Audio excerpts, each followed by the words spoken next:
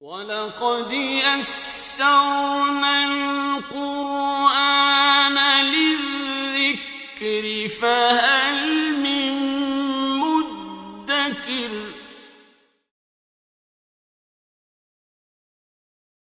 बिस्मिल्लाहिर्रहमानिर्रहीम। क़ुल अइन्नकुम लतकफ़ुरून बिल्लज़ी ख़लक़ल अर्ज़ फ़ी यौमैन वतजअलून लहू अंदादा ज़ालिक रब्बुल आलमीन। क़ुल अइन्नकुम लतकफ़ुरून बिल्लज़ी ख़लक़ल अर्ज़ फ़ी यौमैन वतजअलून लहू अंदादा ज़ालिक रब्बुल आलमीन। वजअल फ़ीहा रवासिय मिन फ़ौक़िहा वबारक फ़ीहा वक़द्दर फ़ीहा अक़वातहा फ़ी अरबअति अय्याम सवाअन लिस्साइलिन। ثم استوى إلى السماء وهي دخان فقال لها وللأرض ائتيا طوعا أو كرها قالتا أتينا طائعين فقضاهن 7 سماوات في يومين وأوحى في كل سماء أمرها وزينا السماء الدنيا بمصابيح وحفظا ذلك تقدير العزيز العليم. فإن أعرضوا فقل أنذرتكم صاعقة مثل صاعقة عاد وثمود إذ جاءتهم الرسل من بين أيديهم ومن خلفهم ألا تعبدوا إلا الله قالوا لو شاء ربنا لأنزل ملائكة فإنا بما أرسلتم به كافرون. فأما عاد فاستكبروا في الأرض بغير الحق وقالوا من أشد منا قوة أولم يروا أن الله الذي خلقهم هو أشد منهم قوة وكانوا بآياتنا يجحدون. فأرسلنا عليهم ريحا صرصرا في أيام نحسات لنذيقهم عذاب الخزي في الحياة الدنيا ولعذاب الآخرة أخزى وهم لا ينصرون. وأما ثمود فهديناهم فاستحبوا العمى على الهدى فأخذتهم صاعقة العذاب الهون بما كانوا يكسبون ونجينا الذين آمنوا وكانوا يتقون।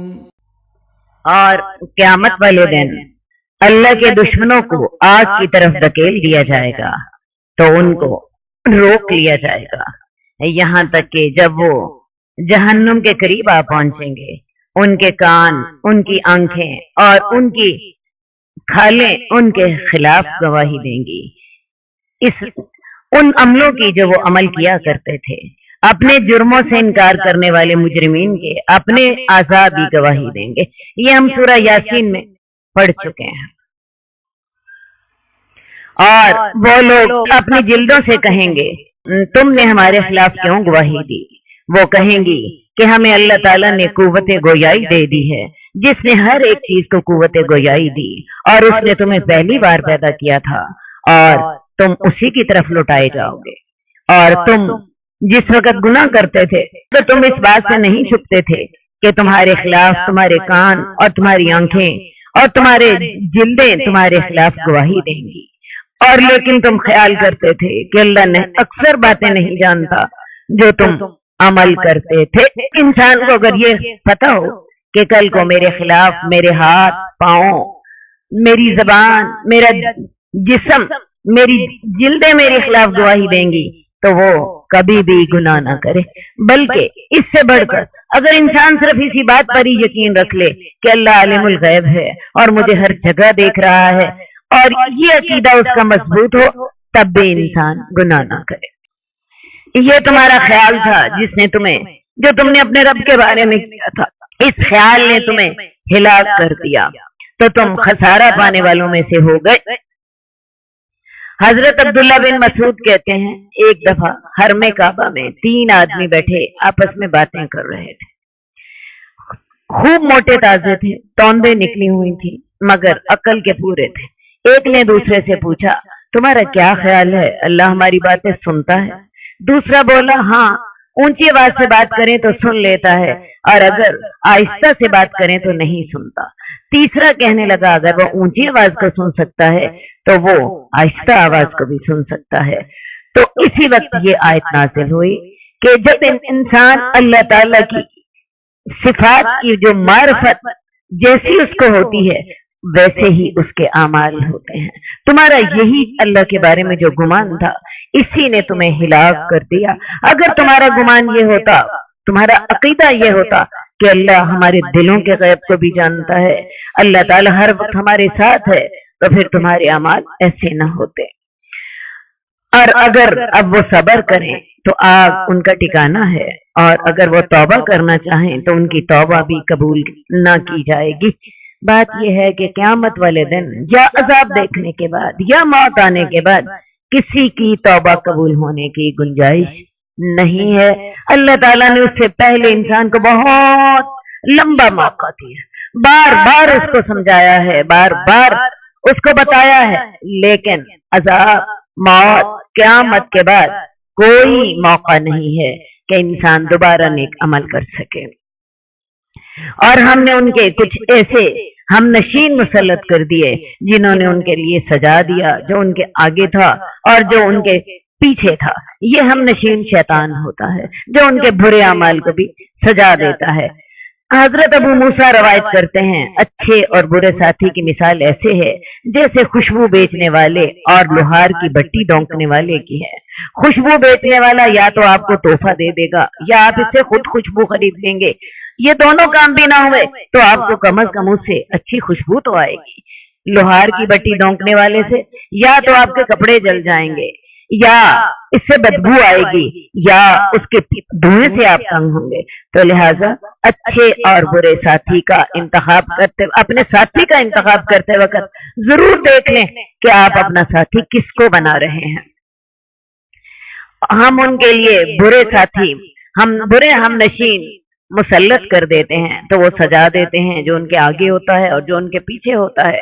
चुनांचे उन पर भी वही हुक्म इलाही साबित हो गया कि वो ऐसी कौमों में चले जाएं, ऐसे गिरोहों में चले जाएं जो इनसे कबल जिन्नों और इंसानों के थे।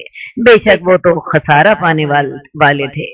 और काफरों ने कहा, इस कुरान को ना सुनो और इसमें शोर मचाओ, शायद कि तुम गालिब आ जाओ। कुरैश को तो अंदाजा हो चुका था कि कुरान में असर करने की बेपनाह सलाहियत मौजूद है।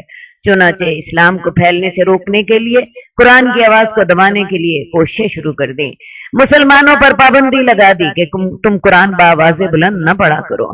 खुद कुरैशी सरदारों ने आपस में तय कर लिया कि हम कुरान को ना सुनेंगे, लेकिन इस तय करने के बावजूद कुरान की जबान में इतनी कशिश मौजूद थी कि उसे चोरी चोरी सुनते। इसके अलावा एक बात उन्होंने और तय की कि जब कुरान मजीद पढ़ा जाए उस वक्त शोर मचा दो ताकि लोग कुरान की आवाज को सुन ना सके। शायद कि तुम इसी तरह गालिब आ जाओ। लेकिन ये तमाम उनके इकदामात जो थे नाकाम हो गए और इस्लाम फैलता ही चला गया।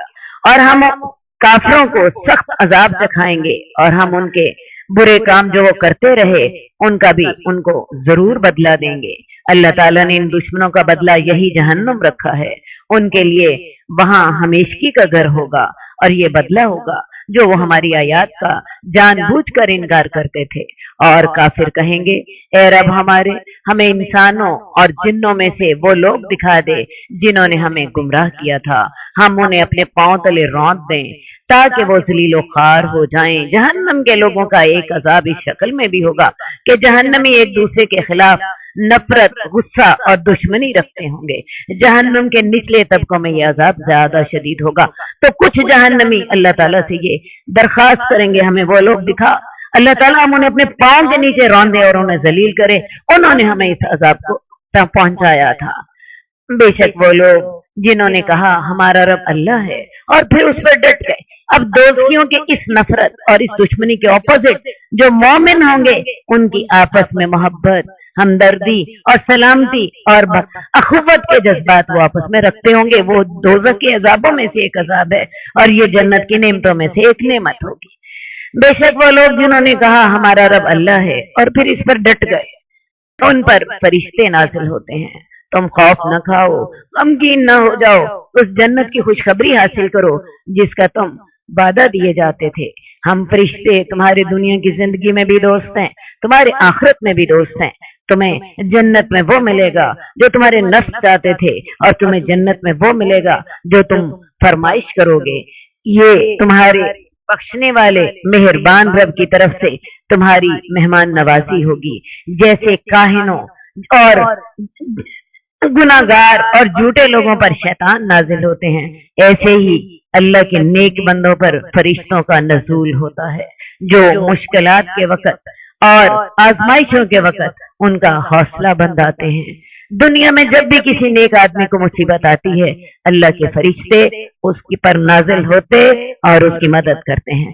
یہ فرشتے میرے اور آپ پر بھی اتر سکتے ہیں، شرط صرف ایک ہے کہ انسان کہہ دے میرا رب اللہ ہے اور پھر اس پہ ڈٹ جائے، پھر اس پہ ثابت قدم ہو جائے، دنیا کی مشکلات اس کو اللہ کے راستے سے نہ ہٹائیں۔ تو میں آپ کو بتاؤں پھر فرشتے نازل ہوتے ہیں، اس دنیا میں بھی نازل ہوتے ہیں، اور وہ مشکلات کے وقت ان کو صبر اور حوصلہ دیتے ہیں، انہیں نیکی پہ ثابت قدم رہنے کی تلقین کرتے ہیں۔ جیسے حضرت ابراہیم پر آگ جب ڈالے گئے ہیں تو فرشتوں نے ان کو مضبوط کر دیا تھا۔ جیسے ہر نیک آدمی کو مصیبت کے وقت جب وہ جم جاتا ہے اللہ کے راستے پر تو یہ فرشتے ہی اس کو مضبوط کر دیتے ہیں، اور یہ فرشتے موت کے وقت بھی آتے ہیں یا اور کسی مشکل کے وقت بھی فرشتے اس کا ساتھ دیتے ہیں۔ وہ فرشتے اسے کہتے ہیں ہم تمہارے دنیا کی زندگی میں بھی دوست ہیں، تمہارے آخرت میں بھی دوست ہیں۔ اللہ تعالیٰ نے تمہارے لیے آخرت میں ایسی جنت تیار کر رکھی ہے کہ جہاں تمہیں وہ چیزیں ملیں گی جو تم چاہو گے، اور وہ چیزیں بھی تمہیں دی جائیں گی جس کا تم اللہ سے فرمائش کرو گے، اور یہ جنت اس مہربان بخشنہار رب کی طرف سے تمہاری مہمان نوازی ہوگی۔ اور اس شخص سے زیادہ اچھی بات کس کی ہو سکتی ہے جس نے اللہ کی طرف دعوت دی اور اس نے نیک عمل کیا اور اس نے کہا میں بھی فرما برداروں میں سے ہوں۔ پہلی آیت میں ان لوگوں کا ذکر کیا گیا تھا جو خود ایمان پر ڈٹ گئے، اب اس آیت میں ان لوگوں کا ذکر کیا گیا ہے جو خود ایمان پر ڈٹ جانے کے بعد لوگوں کو بھی ایمان کی دعوت دیتے ہیں۔ شخص سے بہتر بات کس کی ہوگی جس نے اللہ کی طرف دعوت دی، خود بھی نیک عمل کیے اور اس نے کہا میں فرما برداروں میں سے ہوں۔ اے نبی، نیکی اور برائی برابر نہیں ہو سکتی، آپ بدی کا دفاع ایسی بات سے کیجئے جو اچھی ہو۔ آپ دیکھیں گے کہ جس شخص کے درمیان اور آپ کے درمیان دشمنی تھی وہ آپ کا گہرا دوست بن جائے گا۔ حضرت ابو ہریرہ رضی اللہ تعالیٰ عنہ فرماتے ہیں کہ اللہ کے رسول صلی اللہ علیہ وسلم نے فرمایا معاف کرنے سے اللہ تعالیٰ بندے کی عزت ہی بڑھا دیتا ہے۔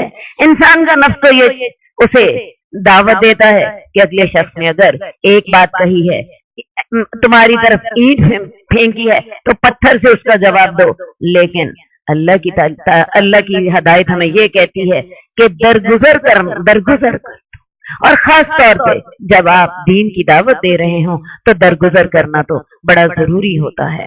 حضرت ابو ہریرہ کہتے ہیں کہ رسول اللہ صلی اللہ علیہ وسلم نے فرمایا درگزر کرنے سے انسان اللہ تعالیٰ بندے کی عزت ہی بڑھاتا ہے۔ جو شخص اللہ کے لیے عاجزی اختیار کرتا ہے اللہ اسے لازماً بلندی عطا فرماتے ہیں۔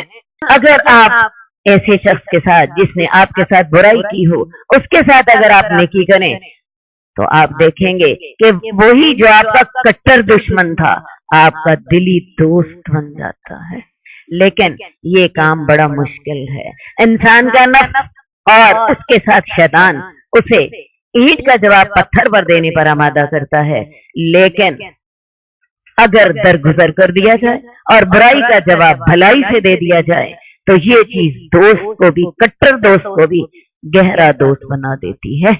یہ بات ہم پیچھے بھی بہت دفعہ پڑھ کر آ چکے ہیں۔ میں نے آپ کو بتایا تھا کہ برائی سے کبھی دور نہیں ہوتی۔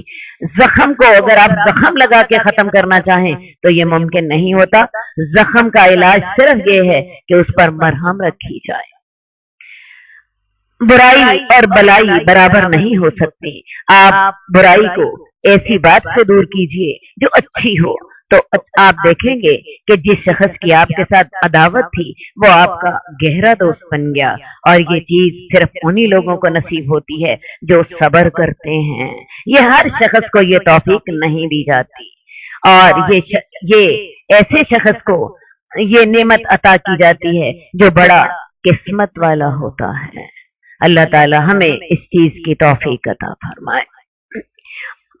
اور اگر کسی وقت آپ کو کوئی شیطانی وسوسہ آنے لگے تو اللہ تعالیٰ کی پناہ مانگے، بے شک وہ سننے والا اور جاننے والا ہے۔ اگر شیطان وسوسہ اندازی کرے اور آپ کے دل میں یہ بات ڈالے کہ اینٹ کا جواب پتھر سے دے، تو اس کا علاج یہی ہے کہ شیطان مردود سے اللہ کی پناہ میں آ جائے۔ وہ سننے والا اور جاننے والا ہے، اور اللہ تعالیٰ کی نشانیوں میں سے رات اور دن ہے، سورج اور چاند ہے۔ نہ تو تم سورج کو سجدہ کرو نہ چاند کو سجدہ کرو، بلکہ اس اللہ کو سجدہ کرو جس نے ان تمام کو پیدا کیا ہے۔ اگر تم واقعی اللہ کی عبادت کرتے ہو، اگر یہ لوگ اکڑ بیٹھیں، تکبر کریں، تو جو فرشتے آپ کے رب کے پاس ہیں وہ دن رات اس کی تسبیح کرتے رہتے ہیں اور وہ نہیں اکتاتے۔ اس آیت پہ سجدہ ہے، اور اگر تم لوگ اللہ کی فرما برداری نہیں کرتے تو یاد رکھو اللہ تم کو تمہاری سجدوں کی کوئی ضرورت نہیں ہے۔ اللہ نے کے پاس اربوں کی تعداد میں، کھربوں کی تعداد میں ایسے فرشتوں کے لشکر موجود ہیں جو دن رات اللہ کی تسبیح کرتے ہیں، حمد کرتے ہیں، سجدے کرتے ہیں، اور وہ اس بات سے کبھی بھی نہیں اکتاتے۔ انسان اگر اللہ کو سجدہ کرتا ہے، اب اللہ کے سامنے عاجز ہوتا ہے، تو یہ حقیقت میں اس کا فائدہ اس کی اپنی ذات ہی کو ہوتا ہے۔ اور اللہ کی نشانیوں میں سے یہ بھی ہے کہ تو زمین کو دیکھتا ہے کہ دبی پڑی ہوئی ہے، مردہ پڑی ہوئی ہے، جب ہم اس پر پانی نازل کرتے ہیں وہ ہلتی ہے، پھول جاتی ہے۔ آپ دیکھیں جب بارش ہوتی ہے تو زمین کی اوپر والی تہ جو ہوتی ہے وہ پانی کے ساتھ مل کے پھول جاتی ہے، اور وہی اللہ مردوں کو بھی، وہ اللہ جو اس زمین کو زندہ کرتا ہے وہی اللہ مردوں کو زندہ کرے گا، کیونکہ وہ ہر شے پر قادر ہے۔ جب ایک دانہ مٹی میں ملتا ہے تو مٹی ہو جاتا ہے، تو پھر دوبارہ اگتا ہے۔ تو انسان یہ کیوں سوچتا ہے کہ جب میں مٹی میں مل کر مٹی ہو جاؤں گا تو میں دوبارہ پیدا نہ کیا جاؤں گا؟ دانا بھی تو مٹی میں ملتا ہے، پہلے مٹی ہوتا ہے، پھوٹتا ہے، اس کے بیچ میں پھر پودا اگتا ہے۔ تو جو اللہ اسے مٹی میں مٹی کر کے دوبارہ اس کا تناور درخت بنا دیتا ہے، تو وہ اللہ انسان کو مٹی میں رلا ملا کر کیوں دوبارہ زندہ نہ کر سکے گا؟ بے شک وہ لوگ جو ہماری آیات سے غلط مفہوم لیتے ہیں، ہماری آیات میں کجروی کرتے ہیں، وہ ہم سے مخفی نہیں ہیں۔ کیا وہ شخص جو جہنم میں ڈالا جائے گا، ایسے شخص جہنم میں ڈالے جائیں گے، اور جو شخص جہنم میں ڈالا جائے گا وہ بہتر ہے، یا کہ وہ شخص جو قیامت والے دن امن اور امان سے آئے گا؟ تم کر لو جو تم نے کرنا ہے، اللہ تعالیٰ تمہارے اعمال کو خوب دیکھ رہا ہے۔ بے شک وہ لوگ جنہوں نے نصیحت کے ساتھ انکار کیا جب ان کے پاس آئی، حالانکہ وہ ایک زبردست کتاب ہے جس میں باطل نہ آگے سے آ سکتا ہے نہ پیچھے سے آ سکتا ہے، اور یہ حکمت والے اور تعریف کے لائق آقا کی طرف سے نازل شدہ ہے۔ یہ قرآن ایسی کتاب ہے جس میں باطل کی کسی طرح سے بھی آمیزش نہیں ہو سکتی۔ یہ کلام خود خالق کائنات کا کلام ہے جس کا علم لامحدود ہے۔ جبریل امین کے ذریعے نازل کیا گیا ہے، جو کہ قوی بھی ہیں اور امین بھی۔ نہ تو یہ ممکن ہے کہ اپنی طرف سے اس میں کچھ اضافہ کریں، اور نہ ہی کسی میں اتنی طاقت ہے کہ ان کو دبا کر کوئی کمی بیشی کرا لے۔ رسول اللہ صلی اللہ علیہ وآلہ وسلم جن پر یہ قرآن نازل ہوا ہے وہ صادق المصدوق ہیں، اور پھر نزول کے بعد اس کو لوگوں کے سینوں میں اور اوراق میں محفوظ کر لیا گیا ہے، اور سب سے بڑھ کر اس کی حفاظت کی ذمہ داری اللہ تعالی نے خود اٹھائی ہے۔ تو اس کتاب میں نہ تو اس کے آگے سے اور نہ اس کے پیچھے سے کہیں سے بھی باطل نہیں داخل ہو سکتا۔ یہ اللہ تعالیٰ کا نازل شدہ کلام ہے، اور آپ سے بھی وہی کہا گیا جو آپ سے قبل رسولوں سے کہا گیا۔ یعنی یہ قریش جو آپ کا مذاق اڑاتے ہیں، یہ آج آپ کا مذاق نہیں اڑایا گیا، پہلی قوموں نے بھی اپنے نبیوں کا اسی طرح مذاق اڑایا تھا۔ تیرا رب تو بڑا بخشنہار ہے، لیکن وہ بڑا دردناک عذاب دینے والا ہے۔ وہ بخشنہار اس لیے ہے کہ وہ ان قریش کی گستاخیوں کے باوجود ان کو مہلت دیے چلا جاتا ہے، ان کا فوراً مواخذہ نہیں کرتا، حالانکہ وہ بڑا دردناک عذاب دے سکتا ہے۔ اور اگر ہم اس قرآن کو اجمی بنا دیتے، وہ عربی نہ ہوتی، تو یہ کافر اعتراض کرتے کہ اس کی آیات واضح نہیں ہیں، کیا یہ کتاب تو اجمی ہے اور قوم عربی ہے؟ اصل بات ہے کہ کفار قرآن پر اعتراض تو کرتے ہی رہتے تھے۔ اب ایک اعتراض اور تھا کہ بھئی یہ قرآن جو ہے، ایک اور اعتراض کا جواب دیا گیا ہے۔ اصل میں قریش کہتے تھے کہ عربی میں قرآن پیش کرنا کون سا کمال ہے، ایسا تو ہم بھی بنا سکتے ہیں۔ ہاں اگر کسی دوسری زبان میں یہ قرآن پیش ہوتا تو پھر بات تھی۔ تو اللہ تعالیٰ نے ان کے اس اعتراض کا جواب دیا کہ تب تم پھر یہ اعتراض کرتے کہ یہ نبی تو اجمی زبان بولتا ہے جبکہ اس کی قوم کی زبان عربی ہے، ہم اسے کیسے سمجھیں؟ کہہ دیجئے وہ ان لوگوں کے لیے جو ایمان لائے ہدایت ہے اور شفا ہے، اور وہ لوگ جو ایمان نہیں لاتے ان کے کانوں میں بوجھ ہے اور وہ ان کی آنکھوں پہ پٹی بندھی ہوئی ہے۔ ایسے لوگ ایسے ہیں جیسے انہیں کہیں دور کی جگہ سے پکارا جا رہا ہے، اور ہم نے موسیٰ علیہ السلام کو کتاب دی تھی تو انہوں نے اس میں اختلاف کیا، اور اگر آپ کے رب سے یہ بات پہلے سے طے شدہ نہ ہوتی تو ان کے درمیان فیصلہ کر دیا جاتا۔ اللہ تعالیٰ نے یہ پہلے دن سے فیصلہ کر دیا تھا کہ یہ دنیا دارالامتحان ہے، یہاں پہ یہ آزمائش کی جگہ ہے، اور قیامت والے دن سارے فیصلے جو ہیں وہ کیے جائیں گے۔ اگر یہ بات طے شدہ نہ ہوتی تو آج ان کے درمیان فیصلہ کر دیا جاتا، اور یہ اس کی نسبت بے چین کرنے والے شک میں پڑے ہوئے ہیں۔ جو کوئی نیک عمل کرے گا اس کا فائدہ اسی کو ہوگا، اور جو برائی کرے گا تو اس کی ذمہ داری بھی اسی پر ہوگی، اور تیرا رب اپنے بندوں پر ظلم نہیں کرتا۔ اللہ تعالی ہمیں ہدایت کی توفیق عطا فرمائے۔ قد خصك الرحمن بالفضل والتيجان والروح والريحان يا حامل القرآن قد خصك الرحمن بالفضل والتيجان